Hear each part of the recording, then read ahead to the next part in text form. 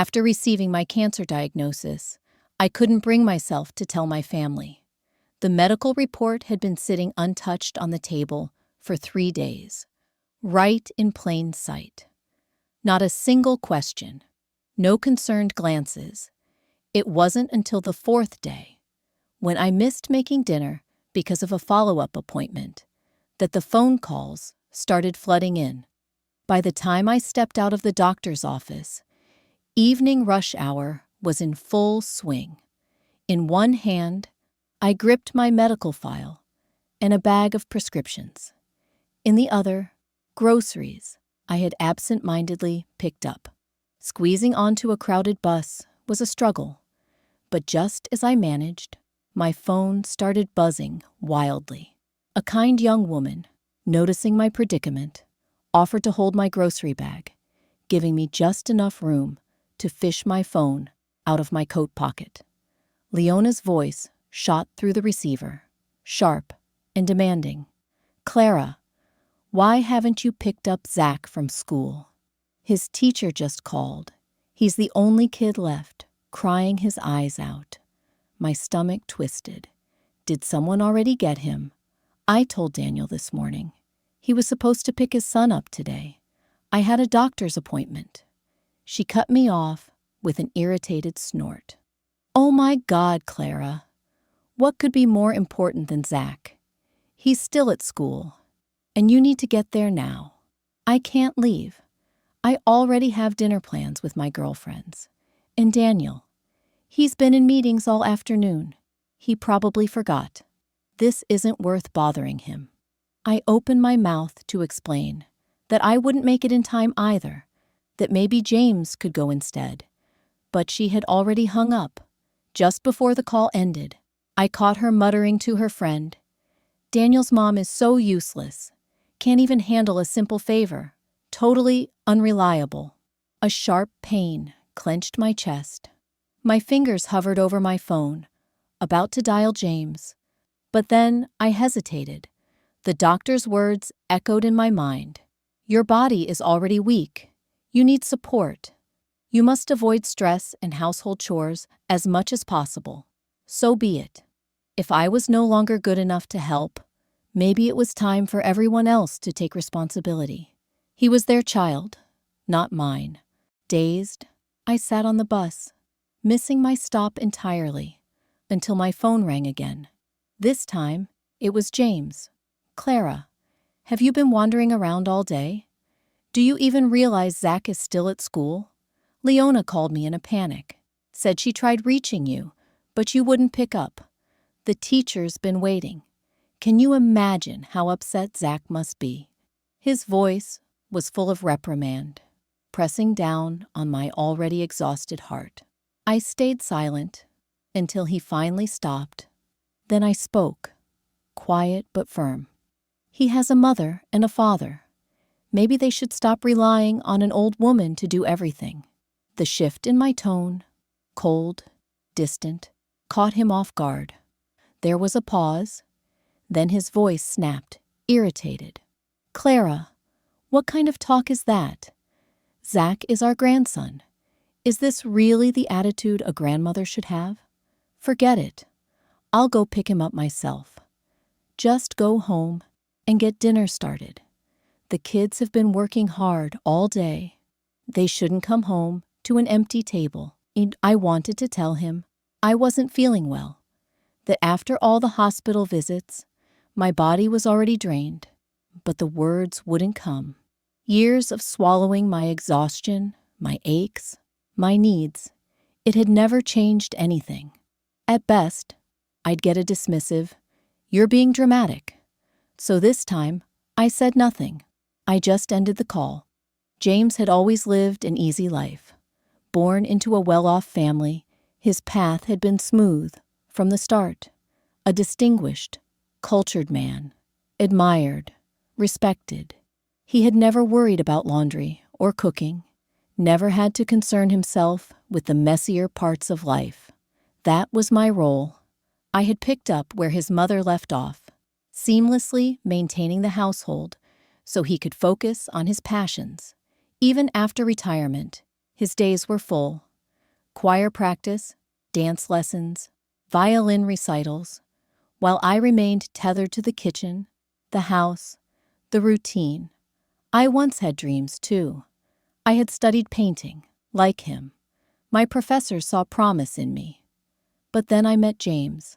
I fell in love, and life slipped through my fingers. Now, as the bus rolled past familiar streets, an unfamiliar heaviness settled over me. Maybe it was just fatigue, the creeping effects of the cancer, or maybe it was something else, a deep, aching realization. 65 years of life, and not a single person I could truly talk to. 15 minutes later, my phone rang again. "Clara, why aren't you home making dinner? Zach's throwing a tantrum. Says he's starving. Daniel's about to get home too, and I don't cook. Are we just supposed to sit here waiting for you? What's going on with you lately?" The older you get, the more unreliable you become. James's voice wasn't particularly loud, but in the noisy bus, every word rang crystal clear. Once, his voice had been my comfort, deep and steady, a voice that could calm me even in the midst of an argument. Now, it felt like a slap. The rose-colored lens I had seen him through for decades shattered in an instant. I didn't bother holding back. "You two combined are over 100 years old. Can neither of you function on your own? What will you do if I drop dead tomorrow? Starve?" Silence. I hung up before he could respond. This time, he didn't call back. His pride wouldn't allow it. Minutes later, my son Daniel called. "Mom, what's going on with you lately? You didn't pick up Zach. You didn't cook, and now you're fighting with Dad. He's so upset he lost his appetite. Come on, we just want a normal evening. You're not getting any younger either. What are you trying to prove?" Before I could answer, Anna snatched the phone. "Seriously, Mom, you've been slacking off. It's late, and dinner's not ready. We all came over expecting to eat. Olivia's asking for Grandma's spaghetti. If you don't come home soon, she's going to throw a fit again." I said nothing.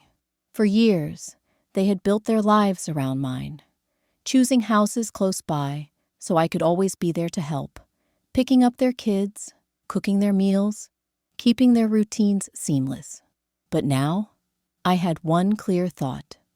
"You can eat without me tonight. I won't be coming home for dinner." I turned off my phone, and for the first time all evening, the world went quiet. The bus had passed my stop long ago. Darkness had settled over the city, unfamiliar streets unfolding outside the window. But for the first time, I had a seat to myself. One missed dinner, and suddenly, I was the villain. And yet, the cancer diagnosis sitting on the coffee table for 3 full days, invisible, unnoticed, just like me. For decades, I had given and given, yet never truly been seen. Tears welled up before I could stop them. I turned toward the window, not wanting to be caught crying. At my age, I feared looking pathetic, even to strangers. And then, a pale hand reached into my vision, offering a tissue. It was the young woman from earlier. "Ma'am, are you okay? Here, take this," she said gently. "The breeze by the window is strong. Be careful not to catch a cold." I took the tissue, whispering, "Thank you." And somehow, the more I wiped, the harder the tears fell. Because in that moment, a stranger had shown me more kindness than my own family had in years. And something inside me shifted. I made a quiet, unwavering decision. If love had to be begged for, if a home had to be earned through sacrifice alone, then maybe it was never truly mine to begin with. And if that was the case, I was done wanting it. The children stood firm in their defense, insisting that Vivian had only come over because she was unwell, and their father had merely extended a dinner invitation out of kindness. Anna's voice carried a subtle reproach, as she reminded me that families are supposed to support each other, and I had been unnecessarily harsh. Daniel, nodding in agreement, softened his stance and stepped closer. He pointed out how exhausting life outside the home was, and that coming back to no dinner was simply frustrating. They tried to excuse their earlier harshness, telling me not to take it personally. I looked at them, my children, and felt an unsettling coldness creeping through me. Not one of them had asked where I had been, if I had eaten, or if something was wrong. Instead, all I received were justifications, expectations, and judgment. Leona's gaze flicked to the pharmacy bag in my hand, and she smirked before mocking me, complaining that Zach had been starving earlier. She sneered at my shopping, dismissing the supplements as a waste of money, and suggesting I should have bought gifts for the kids instead. With a sarcastic chuckle, she even had the audacity to compare me to Vivian, implying that at least she knew how to present herself with class and grace, making her a fitting companion for James. My expression turned icy, the tension in the room growing thick. Sensing the shift, Daniel pulled at Leona's sleeve, scolding her for drinking too much and reminding her that I was always frugal. He turned to me, attempting to smooth things over, suggesting that I leave the dishes for the morning and help the kids get ready for bed instead. I scanned their faces I had loved and nurtured for years, and felt nothing but exhaustion. No warmth, no concern, only an expectation for me to resume my role as their caretaker. This wasn't family love. Even a stranger on a city bus might show more kindness. I finally spoke, my voice calm, but each word dropping like a weight. It was time for a change. They were adults with their own lives and responsibilities. As of today, I would no longer be their unpaid maid.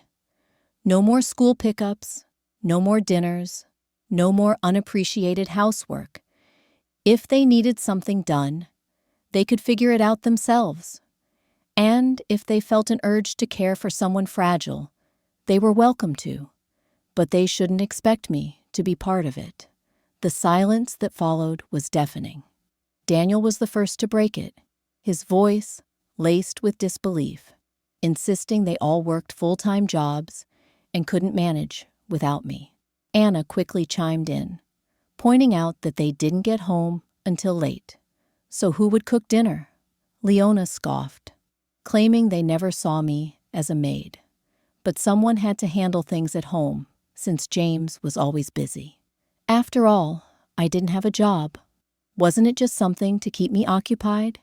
They each took turns trying to convince me, painting me as the unreasonable one. But all I felt was a slow-burning fire rising in my chest. I cut in coldly, daring them to try managing a single day of housework themselves. I was not their unpaid domestic worker. I had spent decades running this household without a break, and now it was my turn to rest. Anna, sensing my resolve, looped her arm around mine in a placating gesture, trying to reason with me. She insisted I wasn't truly upset about the workload, but rather about Vivian's presence. She tried to downplay the situation, saying Vivian was my old classmate. She wasn't feeling well, and Dad was just helping out. What was the harm in that?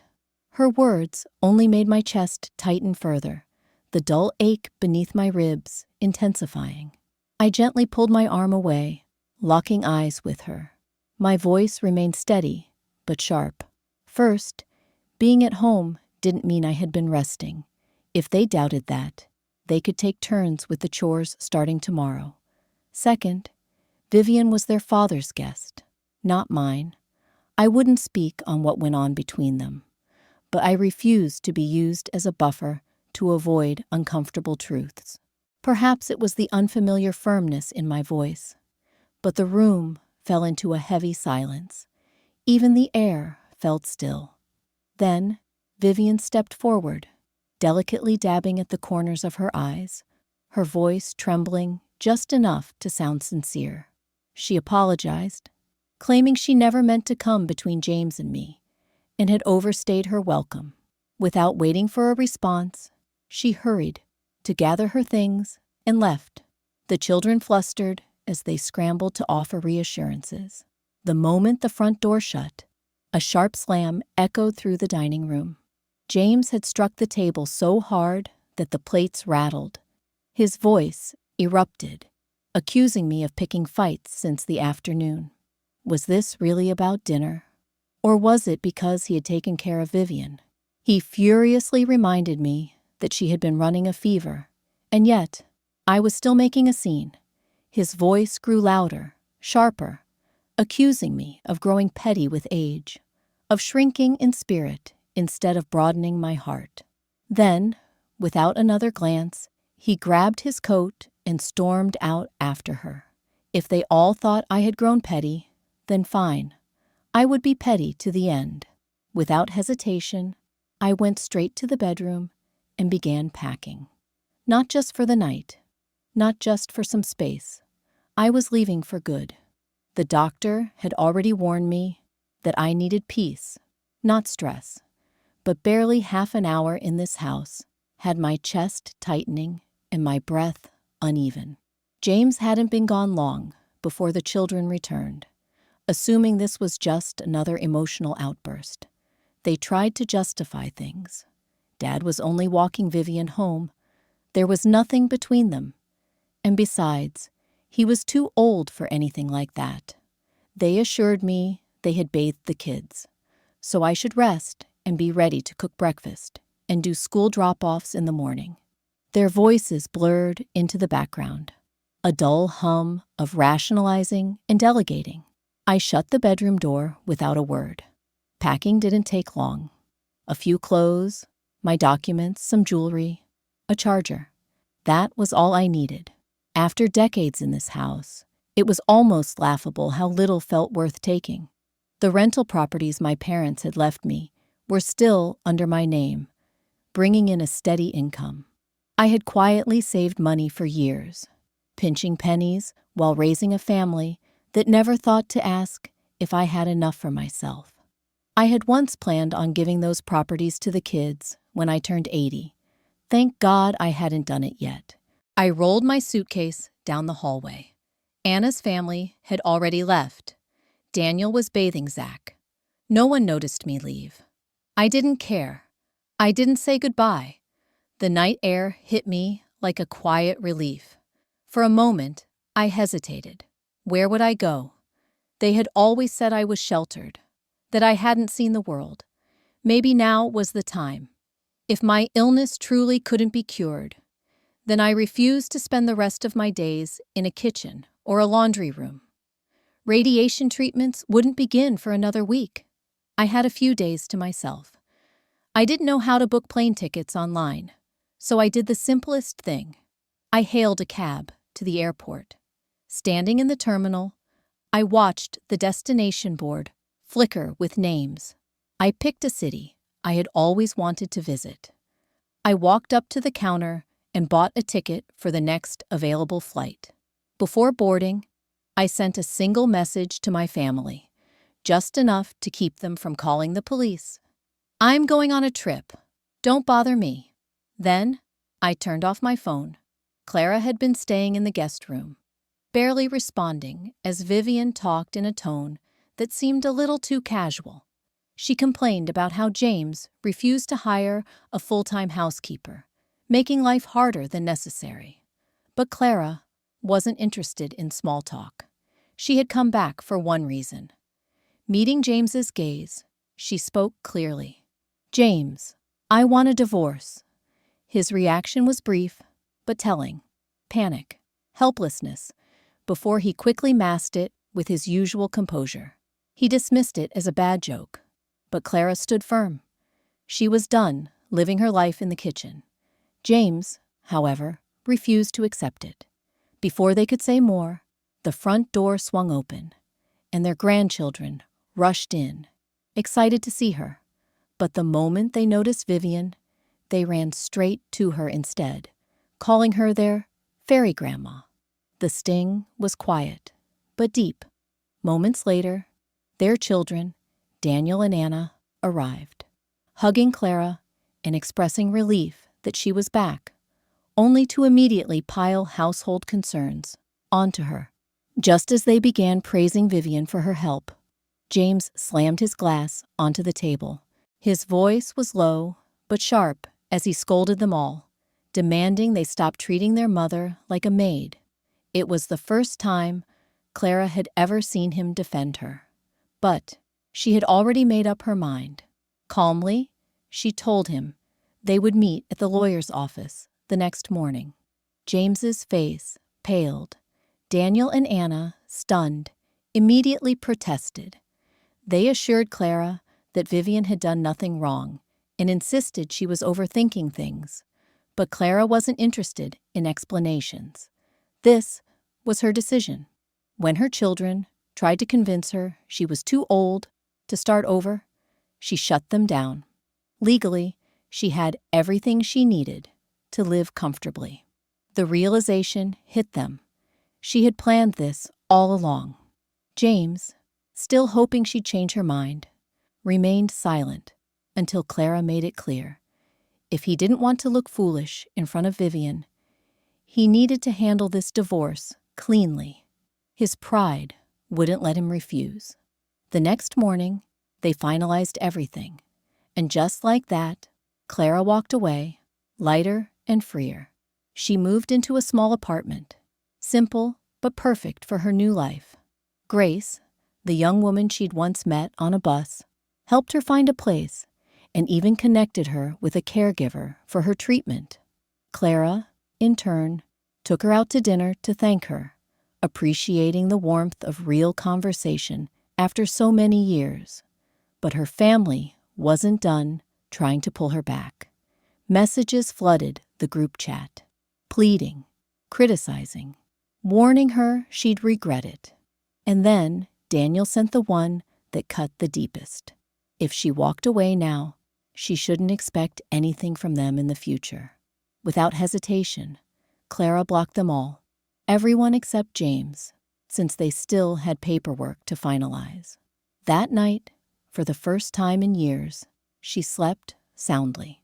James showed up to the lawyer's office looking worn down, a far cry from his usual polished self. They signed the papers, and as they officially split everything evenly, the clerk barely hesitated. When asked for a reason, Clara smiled and simply said, "Irreconcilable differences." Then, without a second glance at James, she walked away. Radiation treatments were rough, but Clara found unexpected peace in her new life. Grace became a constant support, even as others mistook her for Clara's daughter. Their bond deepened, and Clara even considered asking her to be her daughter. But even with her newfound freedom, fear crept in. To distract herself, she took Grace's advice and revisited an old passion, painting. One evening, she stumbled upon a small art studio, drawn in by nostalgia. Inside, an elderly woman sat painting, lost in her work. When she turned, Clara was stunned. It was Diane, her college professor, the one who had once believed in her talent. Their reunion was warm, and Diane encouraged Clara to start painting again. Hesitant at first, Clara slowly regained her rhythm. The process was shaky, but day by day, she felt herself coming back to life. James, meanwhile, refused to let go. After she blocked his number, he called from different ones, using trivial excuses to talk to her. Sometimes, his voice was thick with alcohol, asking why she wasn't home yet. She ignored every call. Then, on the last day of her first round of radiation, she saw him with Vivian at the hospital.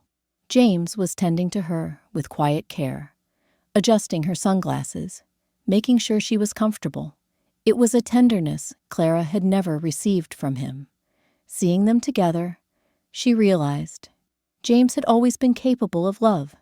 He had simply never chosen to show it to her.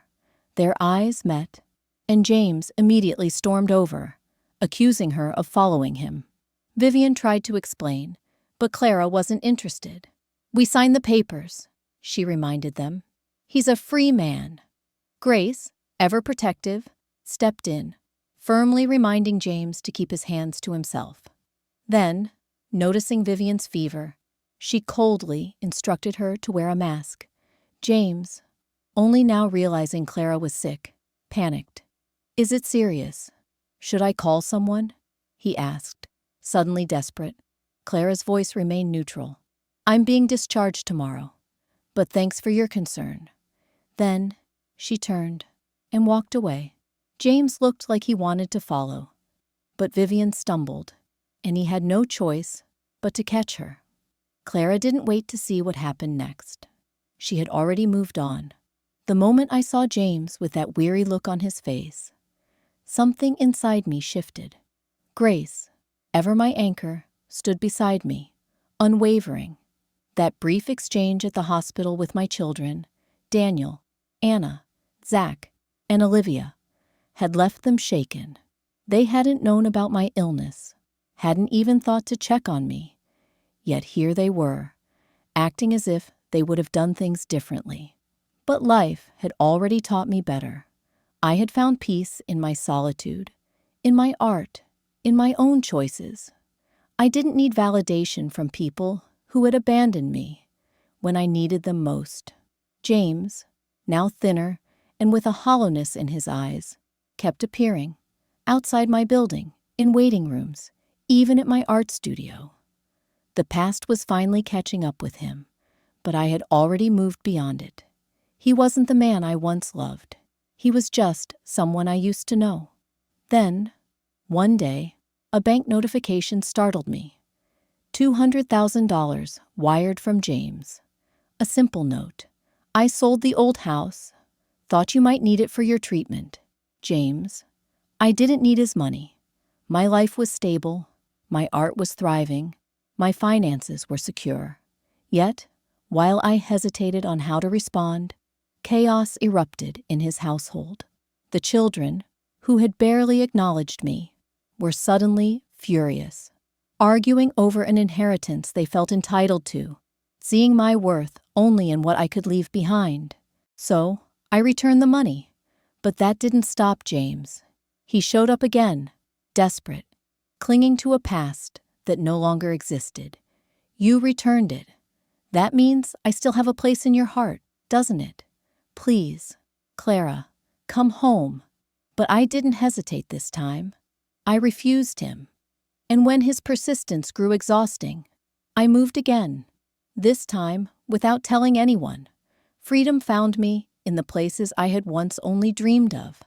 With my artist friends, I traveled, coastlines, forests, mountains. I painted sunsets in Arizona, rivers in Oregon, autumn leaves in Vermont. The world was vast, open, waiting for me. And for the first time, I felt alive.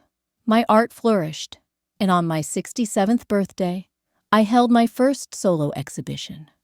The woman who had once been a forgotten housewife was now an artist, standing in the light of her own success. Then, there he was again, James, standing quietly before one of my paintings. This one, that waterfall. "You always wanted to take me there." But I had gone without him. I had gone everywhere without him.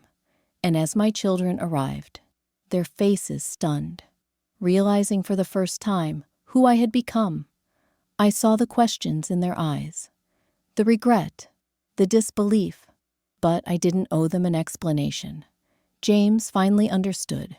"I used to hope you'd come back, but I get it now. You've walked too far forward." I laughed, freely, without restraint. "You're right, because this was my life now, and there was no turning back." As the evening drew to a close, I stepped outside the gallery, inhaling the crisp night air. The world felt different now, not smaller, not lonelier, but boundless. I had spent so many years trying to be seen, to be heard, to matter to people who only knew how to take. But now, I had no desire to be understood. I was already whole. The city lights shimmered, and behind me, the gallery buzzed with life. New conversations, new admirers, new beginnings. I glanced back once, not for nostalgia, but for closure. James stood at the entrance, watching me. His face was lined with exhaustion, but there was something else there too, acceptance. Maybe for the first time, he truly saw me. I turned away, smiling to myself, and walked forward, steady and sure. I had finally become the woman I was always meant to be. And this time, I wasn't waiting for anyone to catch up.